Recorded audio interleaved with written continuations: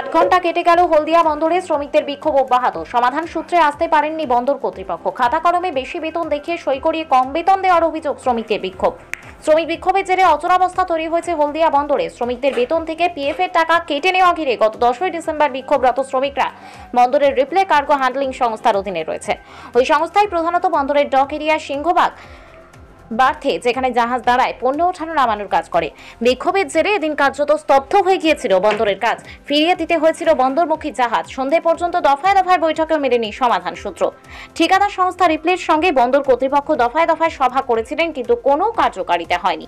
2 মাসের সময় চেয়ে নিয়েছিলেন ঠিকাদার সংস্থা শ্রমিকদের সমস্যা মিটিয়ে দেবেন বলে। কাজ বন্ধ রেখে বিক্ষোভ সমর্থন করে না আইএনটিটিউসি, জানিয়েছিলেন রাজ্য নেতৃত্ব। গত 2 মাস শ্রমিকদের সঙ্গে আলোচনা করবে বলে রিপ্লাই কোম্পানি ঠিক করেছিল, কিন্তু অতিক্রান্ত হয়েছে। শ্রমিকদের সঙ্গে কোনো সুরাহা করতে পারেনি। তাই 10ই ফেব্রুয়ারি বিকেল 2টো থেকে 8 নম্বর ওয়ার্ড পরপর আরও 3টি বাড়ছে কাজ বন্ধ হয়ে যায়। বন্দরের ভিতরে দাঁড়িয়ে রয়েছে বেশ কয়েকটি জাহাজ। পরিস্থিতি ঠিকঠাক না থাকার জন্য কয়েকটি জাহাজকে ঘুরিয়ে দেওয়া হলো মাঝপথে। হঠাৎ করে কোনো খবর না দিয়ে এভাবে কাজ বন্ধ করে শ্রমিকদের বিক্ষোভের ঘটনায় ক্ষুব্ধ বন্দর কর্তৃপক্ষ। তাদের বক্তব্য, এই ঘটনার জন্য কড়া পদক্ষেপ করা হবে। ওই রিপ্লাই ঠিকাদার সংস্থা হ্যান্ডলিং এজেন্টকে শোকজ করা হবে। বন্দর কর্তৃপক্ষ তাদের কাছে এই ঘটনার প্রকৃত কারণ জানতে চেয়েছে। ঘন ঘন এই ধরনের বন্দরে শ্রমিক বিক্ষোভ তা ভারতবর্ষে অন্যান্য বন্দরে প্রভাব ফেলতে পারে। বন্দর কর্তৃপক্ষ শ্রমিকদের স্বার্থ না দেখে তাহলে কি ঠিকাদারি সংস্থার স্বার্থ দেখছেন? কেনই বা নীরব রয়েছেন বন্দর কর্তৃপক্ষ? বন্দর কর্তৃপক্ষে দোদুল্যমানতার জন্যই হলদিয়ার সুনাম নষ্ট হচ্ছে। অবিলম্বে কড়া পদক্ষেপ নেই বন্দর কর্তৃপক্ষ। হলদিয়া কলকাতা ডক্টর শ্যামাপ্রসাদ মুখার্জি পোর্ট সাধারণ সম্পাদক ভারতীয় মজদুর প্রদীপ বিজলি বলেন, শ্রমিকদের না জানিয়ে বেসিক টাকা বাড়িয়ে পিএফ এর টাকা বেশি করে কাটা হচ্ছে, কিন্তু বেসিক অনুযায়ী তাদের বেতন দিচ্ছে না ঠিকাদার সংস্থা। শ্রমিকদের দাবি বেসিক অনুযায়ী তাদের বেতন দেওয়া হোক। ঠিকাদার সংস্থার হঠকারী সিদ্ধান্তের জন্যই দিনভর কাজ বন্ধ রেখে দেন শ্রমিকরা। প্রদীপ বিজলি বলেন, শ্রমিকদের না জানিয়ে এই ধরনের সিদ্ধান্ত নিতে পারেন না রিপ্লাই ঠিকাদার সংস্থা। অবিলম্বে শ্রমিকদের নিয়ে কাজ শুরু করুক, না হলে অন্য কোনো সংস্থাকে কাজের বরাদ দেওয়া হোক। শ্রমিক এবং ঠিকাদারের জন্য হলদিয়া বন্দরের সুনাম নষ্ট হবে, এটা কখনোই মেনে নেওয়া যায় না। বন্দর কর্তৃপক্ষ নজর দিক। এর আগেও একাধিক দাবি নিয়ে শ্রমিকরা কাজ বন্ধ রেখেছিলেন।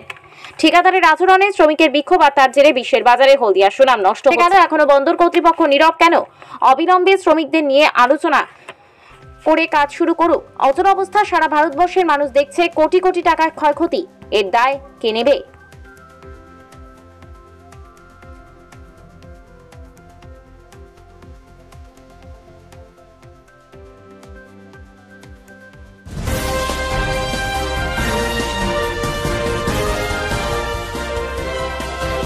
আজ বিকেল থেকে হলদিয়া বন্দরের একটি বার্থে কাজ বন্ধ হয়েছে। এটা আমরা খবর পেয়েছি যে কাজ বন্ধ হয়েছে, কিন্তু কী কারণে বন্ধ হয়েছে, শ্রমিকরা কেন বিক্ষোভ করছে, সেটা আমরা ঠিকভাবে খবর নিতে পারিনি। তা আমরা নিশ্চিত যে এই বন্ধ বেশি সময়ে থাকবে না, কারণ আমাদের হলদিয়া বন্দর যারা ম্যানেজমেন্টে যেনারা আছেন ওনারা তৎপরতার সঙ্গেই এই স্ট্রাইক যাতে উঠে, আশা করি নিশ্চয়ই ওনারা এই ব্যবস্থা নেবেন। পরবর্তীকালে কি হলো সেটা আবার আমি জানাবো। নমস্কার।